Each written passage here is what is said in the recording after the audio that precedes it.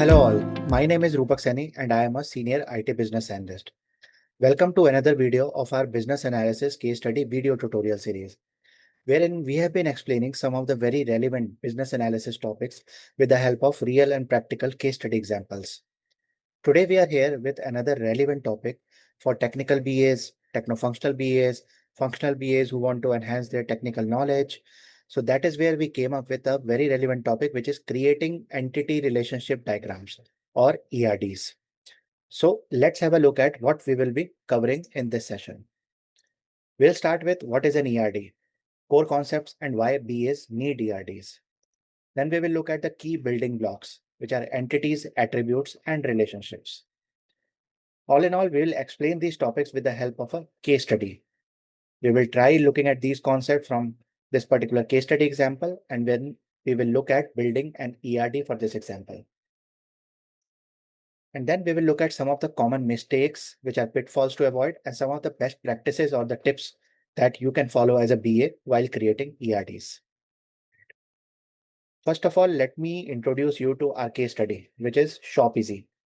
It's a fictional but realistic online retail store, just like online e-commerce store that we have. We will use it as our running example to explain ERD and its components. And ShopEasy sells products across multiple categories, managing customers, processing orders, and work with various suppliers. So it's a perfect real world scenario because that is how typical e-commerce firm basically works.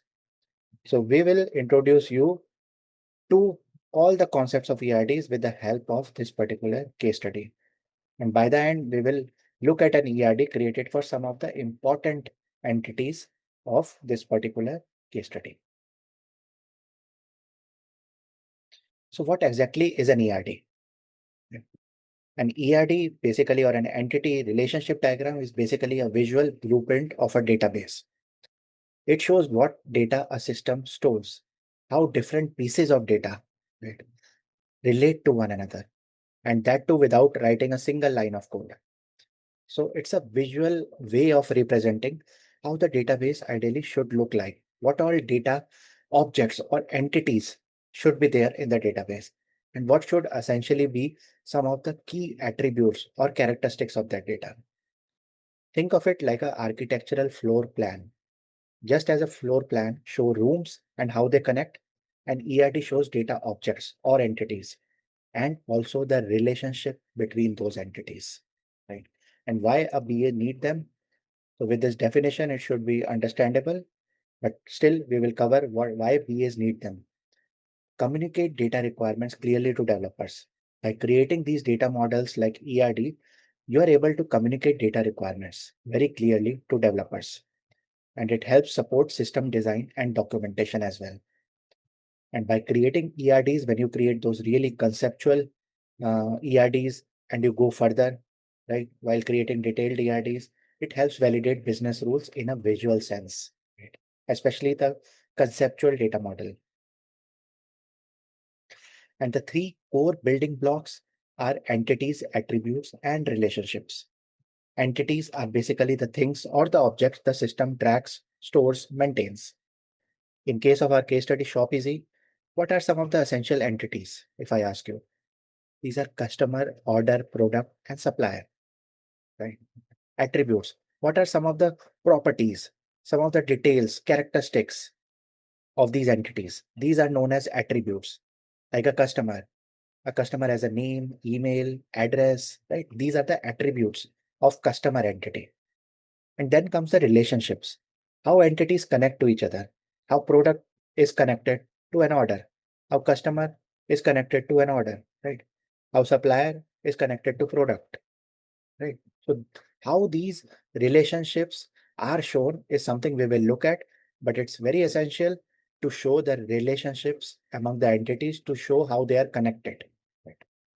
But first of all, let's talk about entities, what entities are or what data objects are.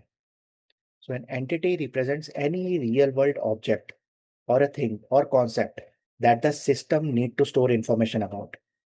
Like in ShopEasy, we can identify these core entities by asking what does the system need to track, hold, maintain, store? What is that key information? What are those key data objects? Those are entities. Because what we need to do, we need to store information about customer, anyone who registers and shops, places an order on ShopEasy. Order, every purchase transaction which is made on the platform, that is an order. We need to keep, maintain, and track information about the orders, when it was placed, what status is it in. Right? Then we have product, every item which is listed for sale on ShopEasy. So the system records its name, title, description, price, stock quantity. Right? All these are essentially the attributes of this entity known as product. Then we have supplier entity, the companies or individuals that provide products to ShopEasy for sale or resale. Now, those are also another important entity. So these are some of the concepts, objects, entities, right, for which you need to store information about. So that is what is known as entities.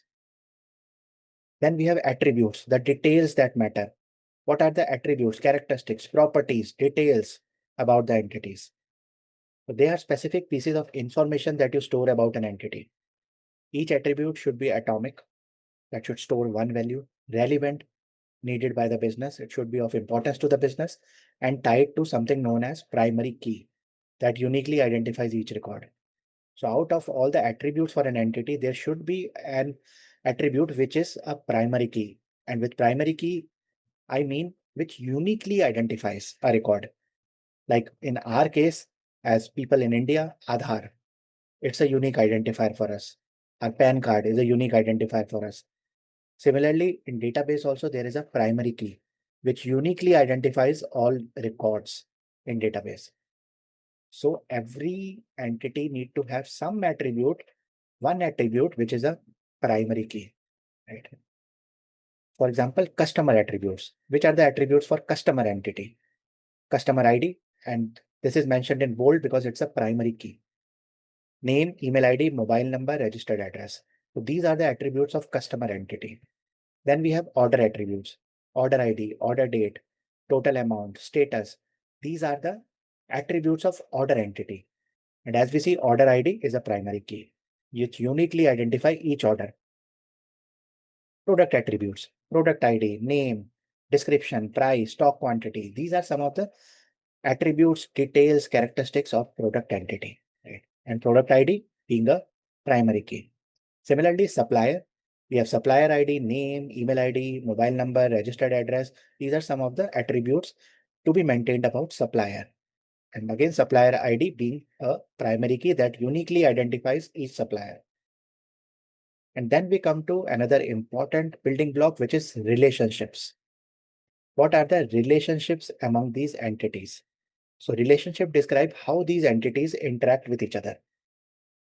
In an ERD, every relationship has a cardinality. Now, there is a term known as cardinality, which is a rule that defines how many records of say one entity is involved with how many records in another entity. So how many records on both the side can be involved in a relationship? That is what is cardinality. But you will understand more with this description. Like there is a one-to-one cardinality. Right? One record in entity A links exactly to one record in entity B. As an example, an order is associated with one and only one customer, right? The relationship between an order and customer is 1:1, 1:1. Then we have one to many. One record in A links to many records in entity B. An order can have one or more products in it. A supplier can supply one or more products to the company, right? So that is one to many relationship. And then many to many. Many records in A links to many in B. One order contains many products, right? And reversely, one product can appear in many orders. So there is a many to many relationship between order and products, right? So these are the essential relationships which are among the entities, but there could be other kind of relationships, other cardinalities, including zero also, 0 to 1, 0 to many. So those are some of the additional relationships which could be there, but these are the most common ones. Now coming to ShopEasy ERD at a glance, right? Now let's look at how this ERD for ShopEasy is created using the entities and attributes that we just discussed, right? But first of all, again, listing the steps that you need to follow. First of all, understand your entities. Understand the attributes of each entity, right? And then draw the relationships among those entities. That is how you should approach creation of an ERD. And if we look at the ERD of ShopEasy at a glance, including these four entities, then this is the one, right? We have customer, product, order, and supplier. These are the four entities which are there in these four blocks. And then we have PK, which is nothing but primary key. So every entity has an attribute which is primary key. Customer has customer ID, product has product ID, order has order ID, and supplier has supplier ID, right? So these are the four primary key of each of these entities. And then we have other attributes also, like customer has name, email ID, mobile number, and registered address. Similarly, we have attributes for other entities also. And then comes the relationship through cardinality. And as you see, there is a small table below or a block below where it shows how these entities are represented, right?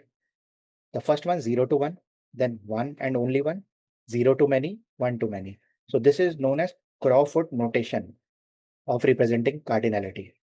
And this is how you can add it while creating an ERD, which will show the relationships.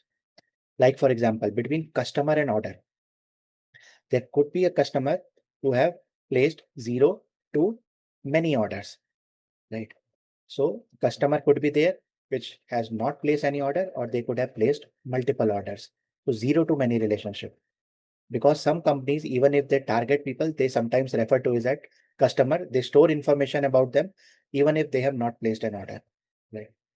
Reversely, an order is associated with one and only one customer. That is why you see the relationship as 1 to 1 between order and customer. Then between product and order, right? There could be products which are not there in any order because they have not been ordered at all. So there could be product with 0 to many relationship with order. There could be products which have not been in any order as of now, or there could be products which are in many orders, right? In multiple orders. So a 0 to many relationship between product and order. If we look at a reverse relationship between order and products, which is 1 to many, right? So an order will have at least one product, right? An order can have also many products. So 1 to many relationship between order and product. And then between product and supplier, a product is associated with one and only one supplier. So that is the relationship between product and supplier. But if we look at the reverse relationship, a supplier can supply at least one or multiple products, right? So 1 to many relationship between supplier and product, right? So this is how you show the relationships among these entities while creating an ERD. And this is a ShopEasy ERD at a glance containing these four key entities and their attributes. And if we look at some of the common ERD mistakes to avoid, missing unique identifiers. So as we discussed, every entity must have at least one attribute which is a unique identifier. Without it, you cannot link entities and retrieve specific records reliably. So every entity must have a unique identifier. You cannot afford to miss them. Storing non-atomic attributes is another mistake. So avoid combining values like say name, address into one field. Break them down into smallest atomic and meaningful parts. So don't store as non-atomic attributes. Another mistake, confusing entities with attributes. Now, if you feel something has its own properties, own elements, own characteristics, it's likely an entity, not an attribute, right? That should help you decide what should be an entity versus what should be an attribute. And some of the best practices for creating ERDs, start with a business conversation. Always gather requirements, try to understand the business, try to understand the important concepts, the things, and that would become your data objects or data entities, right? What are the essential information to be stored about entities, right? What data does the business need to capture, store, how the things relate? So everything starts with a business conversation, right? Then you will understand your entities, attributes, and relationships. Validate with stakeholders. So even if you have created a draft version or a comparatively better version, walk through that with the business team, with the developers, get it validated, because misunderstandings, confusions, discrepancies which are caused caught at initial stage are easy to fix as compared to something which is identified pretty late. Right? Then use consistent naming conventions. Use singular noun for entities like customer, not customers. Use entity ID format for primary keys, unique identifiers. So use consistent naming conventions for clarity. Use the right tool for the job. Recommended free tools are draw.io, dvdiagram.io, lucidchart, ERD plus. So these help you create the right set of notations and allow collaboration as well. So use the right tool for the right job. Label every relationship with a verb. Relationship should read like a sentence also. So you could, in your ERD, write those sentences also, right? In addition to the relationship via zero to many or cardinality perspective, you could write sentences also. Customer places order, supplier supplies product, and this will make the diagram self-explanatory as well. So you could add those labels also. And then you can keep it iterative. Your first ERD draft will not be perfect. That's fine. Treat it like a living document that evolves. Get it validated at regular point of time, right? Keep it iterative, improve it, right? It may not be the perfect one the very first go, right? So keep it iterative, treat it like a living document, get it validated, right? So these are some of the best practices for creating ERDs, right? I hope you understood the concept, and I really want to thank you all for watching this video. Hope it helps you creating ERDs, moving ahead in your business analysis career. So I wish you all the very best. Thank you for watching.